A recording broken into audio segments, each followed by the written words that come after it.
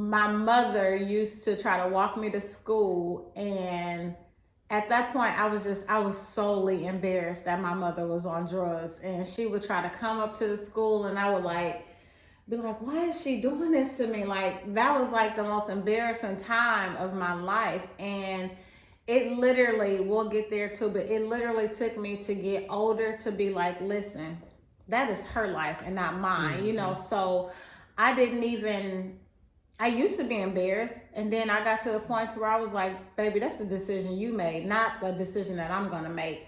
But I remember and being, it's crazy, and I don't mean to cut you off, that I'm gonna make. But I remember and being, it's crazy, and I don't mean to cut you off, but kids tease you. Like, kids tease you in school. Like, I remember being at 112, and I'll never forget Anthony Moreland, and you, my friend on Facebook, so you still see. And he'd be like, your mama is a crackhead. And I'm like, so what? What you want me to do about it? Right. I've never smoked crack. So that's the only thing I can control. I can't control, you know, the fact that she is. And Charlene was right. And she was one of those crackheads who was obnoxious. Like, she would, you not only are you're already coming to the school and embarrassing us, but she would be out, because in LA, you know, schools are kind of outdoors. Like, it's not a building. So you can be like, she want to introduce you to her friends at the gate. And because that's my baby. Right, and the school was situated right, like in the middle of the projects. Like, if she's walking by, that's my baby on the playground. Hey, Charlotte, is she coming in? Charlotte, what class you in, baby? I'm like, oh my God. Yeah. Like, can you just do your drugs and go somewhere else? Like, go ahead. I'm sorry. Yeah, no, I mean, okay, so yeah, she had those and she was embarrassing. But there's one thing that I remember, and I'm sure my two good close friends growing up, Alicia and Kathina, I'm sure they can remember times where my mama, she was on crack and all. Mama would make us breakfast, you know, like she would cook something when she was there, if my granny let her in. I never ate her food. First of all, my mom made some special eggs, and we called it special eggs because I didn't like the yolk in the egg. So she would fry it. It's called an egg white today, but back then she thought it was a special egg. Back then it was special for me because my crackhead mother said it's a special egg because she knew I didn't like the yolk. So she would make me a special egg, and you know, she would do little things. She would try, but that still didn't negate that I was embarrassed that she was trying to walk me to school, and I don't really, you be like, to this day I'd be like, why was I embarrassed? Because hell, 70% of the parents in the projects was on drugs. So, but that was still my experience of, you know. I was embarrassed too. Yeah, you were. Yeah, it was. She's becoming 92nd too. Because all in all, I think she still loved her kids. And like Chandra said, prior to the drugs, she was a good mother. So if you're a good mother, you still kind of have a little part of that in you. So that's probably why she would, you know, pop up at the school and, you know, do the little things that she did do. But, and Charlene loved her mother. I did. She did. And she was on crack. I mean, she was on drugs, and she would literally be out all night. And my granny, if they didn't come, her and my auntie, if they didn't come in at a certain time, my granny would tell us, do not let them in this house. And I mean that. But if Phil came in at any time of the night, then we could let him in, but we can't let my own mama and auntie in. But that's a different story. So so she would come in some nights, and I would just still lay with her dirty off the streets and all, because that's just me. I mean, anybody that know me know that that's just my heart, you know. But and see, I'm the type of person, you love me wholly or you don't love me at all. I don't want a little bit, I want all of it. And when she would come around and try to do the small things, and I'm in the 3rd grade at this point, I'm like, no, I'm good. You want some breakfast? No, I'm good. I'll wait for my granny to cook. You want to lay with me? Absolutely not. You stink. I don't even know. Yeah, you got in the shower, but I don't know if you did a good job while you were in the shower. So no, thank you. But that's just who I am. All or keep it. Well, I think in the projects when we came back to Memphis, I mean, from Memphis to LA and staying with my grandmother at that point pretty much became like a mom to me. So I didn't really care at that point what Regina did. She could be gone forever and it didn't bother me because I feel like being there with my sisters and my grandmother. Look at the camera. Do what? Look at the camera.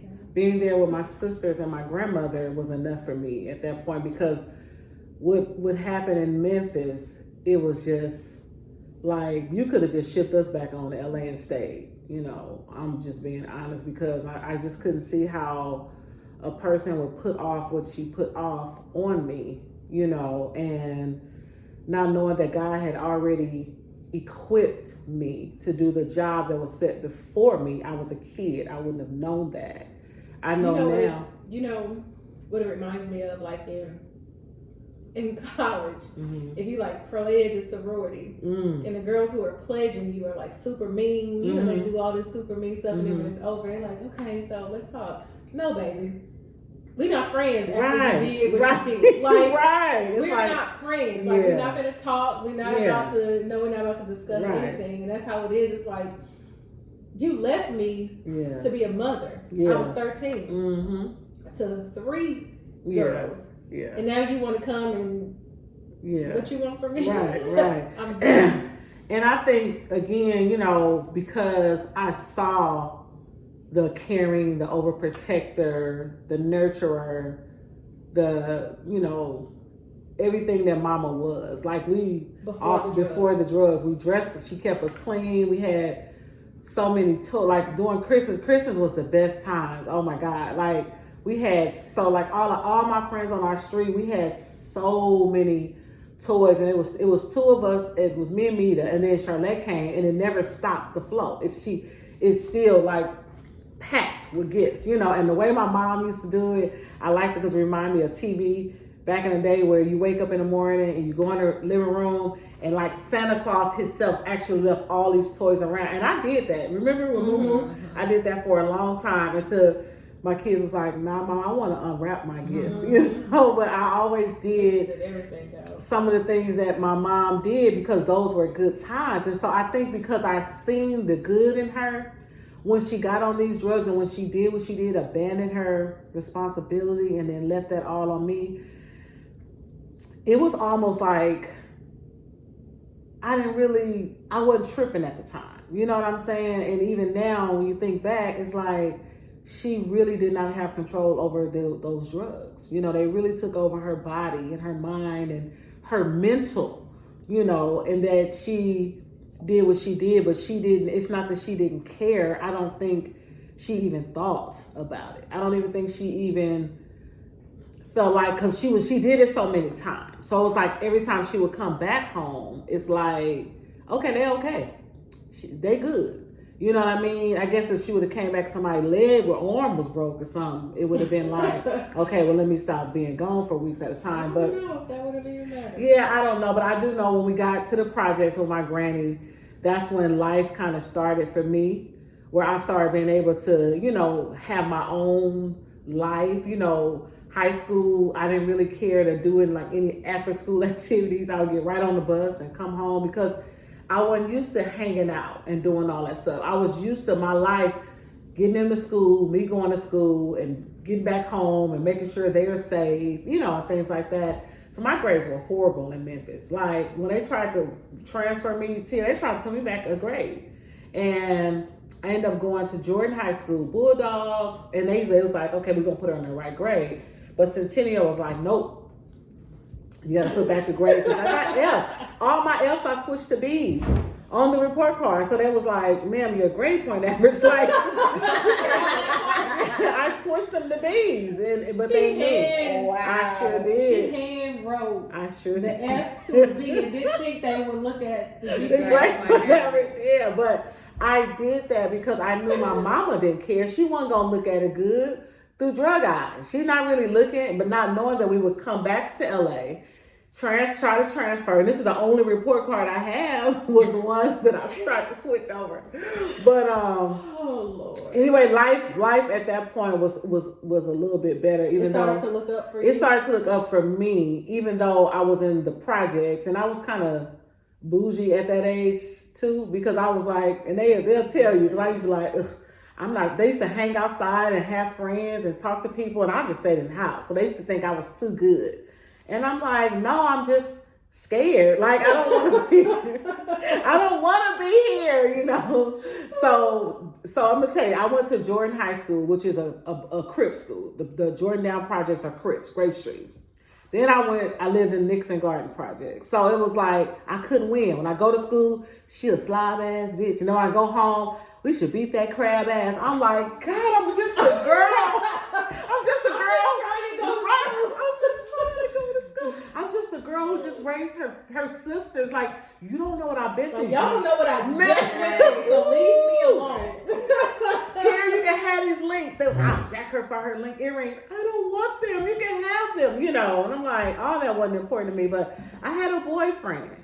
And I had a boyfriend in high school, which he was like, really, when I think back, y'all, Dante like saved me. You know what I'm saying? He got you. He saved us. Because once I graduated and I kept walking, I was scared of those projects, y'all. I ain't gonna lie, I could be hard all on. Like now I feel like I ain't scared of them. She's like, I'm from the projects. Girl, you was scared of that. Right, but now like I didn't build some muscle, I didn't build some backbone, so I ain't really scared of nothing. But like when I graduated, I walked across stage and I literally kept walking. I literally kept going because and that was 1991. Yes. 1992 is when I graduated from the 5th grade. Dang, you was y'all. I left. I graduated from the 5th grade, and at that point it was just me and Charlene and our other sister, Sharmita. Now Sharmita was, you know, we all got that one sister, and Sharmita was that sister. She was straight horrible. I don't know. I don't even know how to explain. Shiesty. Do people still use shiesty? She was the one. She was the one that was gonna send my granny to an early grave, as she used to say, because Sharmita did all the things that a teenager was gonna do to stress their parent out. Sharmita was gonna do those things, and she was gonna do it, and she was gonna do it well, and she did it every. She was a professional day. doer. She was a professional. I'm like, that's a good way to. She was professional a doer. professional shit get into her, because all the shit that there was to get into, she was gonna get into it. She was gonna find it, and she was gonna turn up. And growing up, you know, me and Charlene would just look at her, and every day she got in trouble, and I'm like, why? Like, you know, you can't get away with much. Like, you keep getting caught. Like, why do you keep on making these decisions? And my poor little grandmother, she was mean.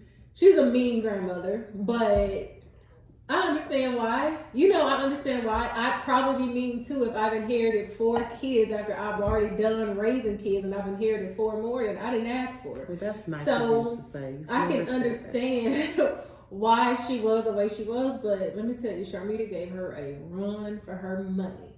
She's like, you mean, I'm gonna be mean as well. I'm gonna stress you out.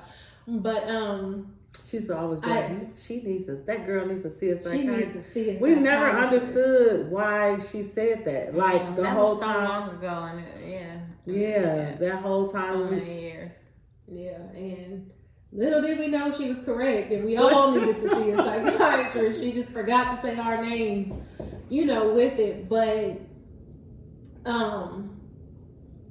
Nickerson Gardens was, now we were poor in a sense when you think about the things that we were able and unable to do, and the things that we have and didn't have. But it was the best time of my life. I mean, it was the best time of my life. It was awful. It was awful, but it was good too. And it's weird. I didn't even realize that we didn't have, you know, I didn't realize that we were in a poverty situation. I didn't realize it until, you know, I got like to high school and got, you know, friends who were outside of the projects, and I saw what they had, and I'm like, interesting.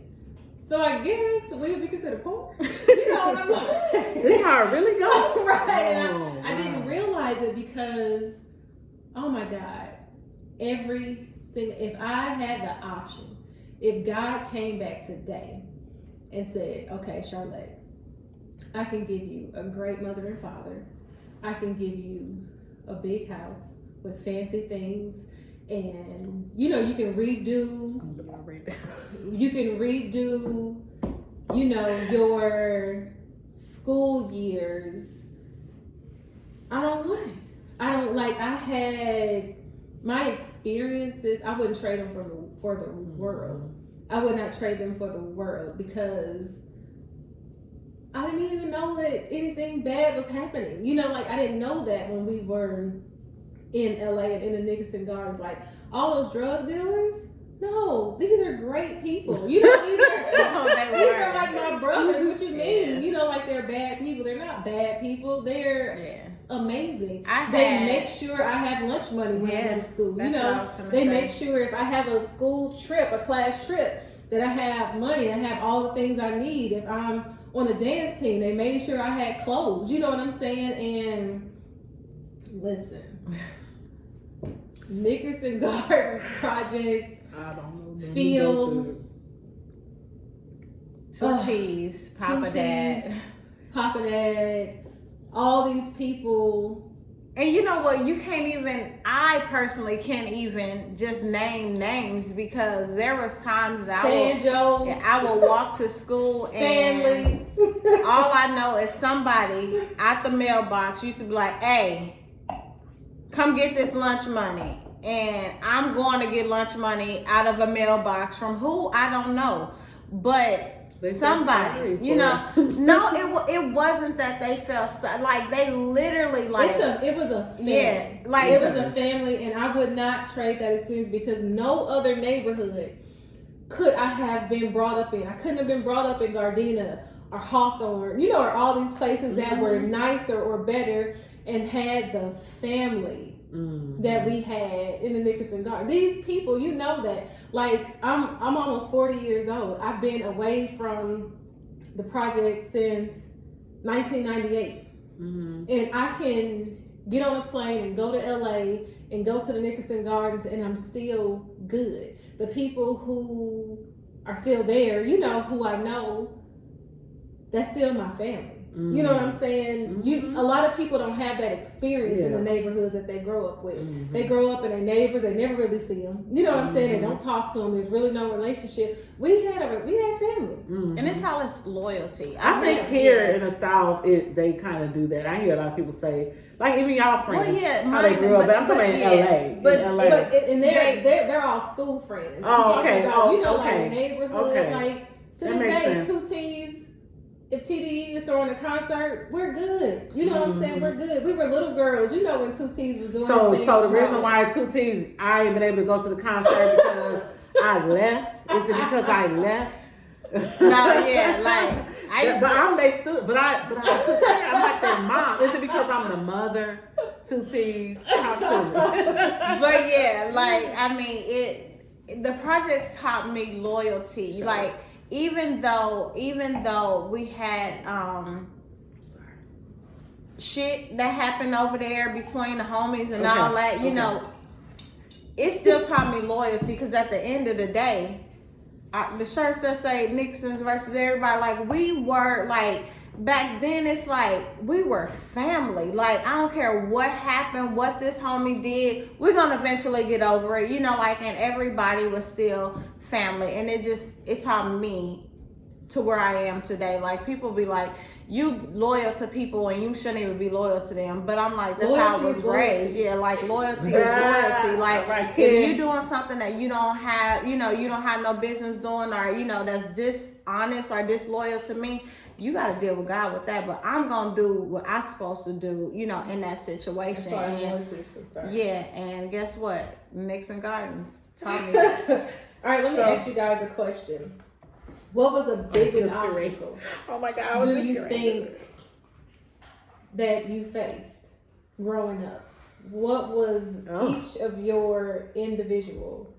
Oh, just I can answer that easily. Just Very specific. giving up my childhood, and hear about everybody else's, and like you said, how much fun you had, and not ever being able to experience that, and then trying to And you tried to relive it in your older days. Well, yeah, and then not even knowing how to, like for my own kids, you know what I mean? Like right now with my daughter, I don't really know how to raise, she's 18, but I've never had any 18-year-olds who are my kids, around me. So I'm like, dang, she's getting to do all these fun things. And I'm like, Granny was strict too, but by the time I was 18, I was what? Gone. I was an adult, a mature adult. Yeah. So all these things that are regular I was 18 18 in your house. Well, no, I'm saying but you were old. You like an old soul, old spirit. You didn't care about raising an old lady.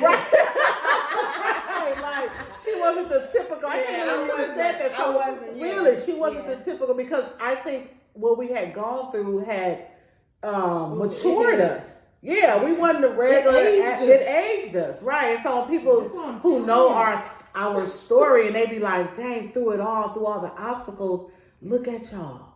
You know what I mean? Like y'all age, you could never tell that the streets didn't get the best of us. Mm-hmm. You know what I mean? But my childhood, I lived that in my 20s. This was Mumu's mom, really, real talk. Yeah. Because and I apologize, son, but they took my childhood away from me. So I made Charlene. I apologize, Momo, for being mean, because I only knew how to do what I knew how to do, and that was a disciplinarian. Yeah, because I was a disciplinarian. My granny was definitely a disciplinarian. So when you come from a background where there's you do certain things, chances are you're gonna either do that thing or do something different, complete opposite. We're gonna talk about What was breaking yours? generational curses later. What was your biggest obstacle? Really, I can't even think right now. Like my biggest obstacle. Like, say it again. Ask me the question. What was your biggest obstacle growing up? Like, what do you think the thing was that was just The worst, like the obstacle, the thing that you felt like too much? I don't really know. Honestly, I don't really know. I mean, because like I said, dealt with the embarrassment of my parents, but maybe I could say that the embarrassment of, having crackhead parents was my biggest obstacle, because I didn't really, what you was gonna say? No, go ahead. Yeah, I think that was probably the biggest obstacle, because I don't recall a lot, like I said, as a child, but like Charlotte said, the projects, I thought my life was fine. I thought my life was A-okay. Like, I didn't think nothing was wrong. Then my granny had us in church, so we was in church 4 days a week. So I honestly didn't think that I had a bad life. The projects is good. We having water fights, we having paintball fights, and then we going to Sunday school, choir rehearsal, BTU. 3 and 4 services on Sunday. So I didn't think that was, What about your teenager? Like when you came to stay with me? We on that? We on teenage? No, we just saying the biggest obstacle. Yeah, just growing period. up.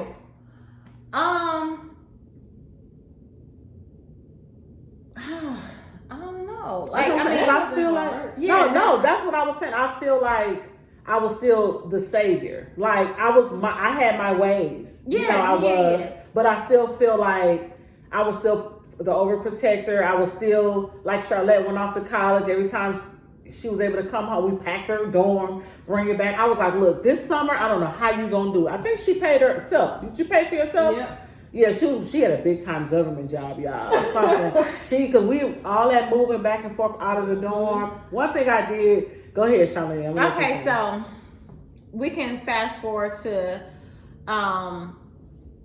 middle school. I went to Markham Middle School and I loved it. It was all the project people, all the different 5 projects around. You know, we all went to one middle school, and it was good because you had friends from every neighborhood, and it was no complaints. She went to school with Nipsey Hussle, y'all.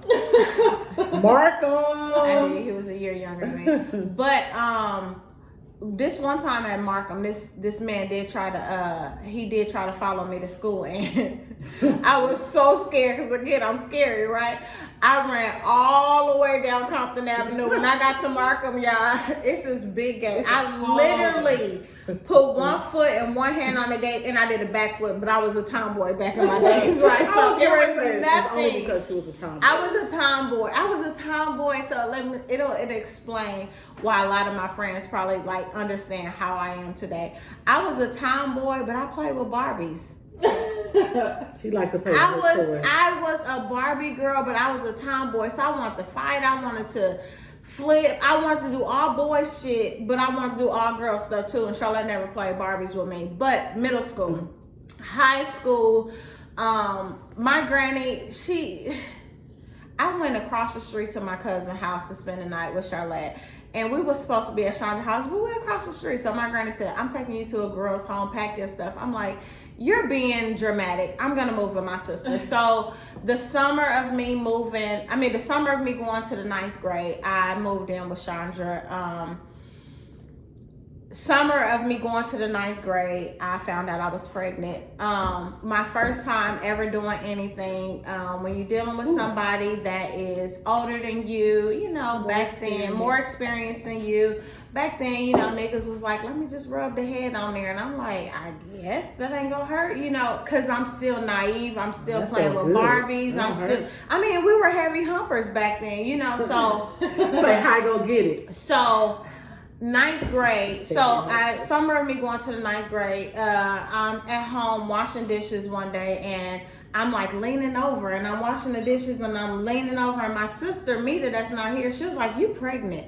And I was like, what do you mean? She like a pregnant. Because she got pregnant a lot of times. But she was like, you pregnant? And I'm like, no, I'm not. So I get on the phone with my best friend at the time, Kathina. I'm like, why did my sister just say that I'm pregnant? I'm like, I never even had sex. But of course, nobody's going to think. They're not going to believe you. So one thing about me, I'm always honest. That's why I didn't write shit down. Because, my truth is my truth. But... okay. But, you know, she said, you know, you pregnant, and I'm like, I'm not. So my mama take me to the doctor, and long and behold, the doctor come in there, and she like, Charlene, you're pregnant. And I'm like, how? Why? I didn't bleed. I didn't do anything. So that goes back to childhood. I always tell my sisters, I'm like, I think I was molested as a kid, but I don't know. But again, that has nothing to do with me. I cannot change things that happened to me or that, you know, the past. I can't change it. So anyway, I'm pregnant. Me and Charlotte, I'm in the 9th grade. She's a senior. We are at Los Angeles Southwest Community College. Middle college, which is a high school on the college campus. We had to get up at like 6 o'clock in the morning to get on a bus. Our bus came at 6:15. Yeah, so we had to get on a bus, wake up at 5 something to get on a bus to catch the bus from Bellflower to LA. And I would be on a bus with bags throwing up.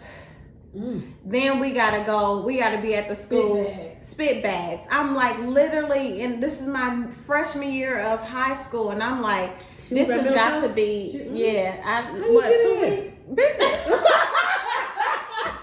I didn't mean to call her a bitch.